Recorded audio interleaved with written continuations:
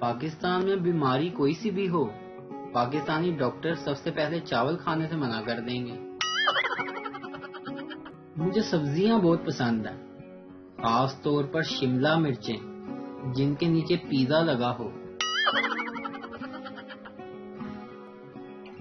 Load shedding سے ستائے ہوئے لوگوں کی فریاد تو سنیں، میری شام کو سنوار دو، میری رات کو قرار دو، مجھے یو پی ایس ادھار دو یا پھر اپنے جنریٹر میں سے ایک تار دو۔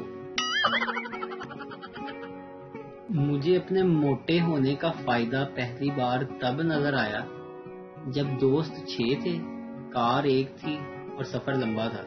تب ایک آواز آئی، او یار یہ موٹے کو آگے بٹھاؤ، باقی چاروں پیچھے ایڈجسٹ ہو جائیں گے۔ ایک دن میں بڑے غصے میں سبزی والے کے پاس گیا اور میں نے کہا، بھائی ٹنڈے ہیں؟ سبزی والا، نہیں۔ میں نے کہا، لیائی بھی نہ، نہیں تو مار کھائے گا میرے کو۔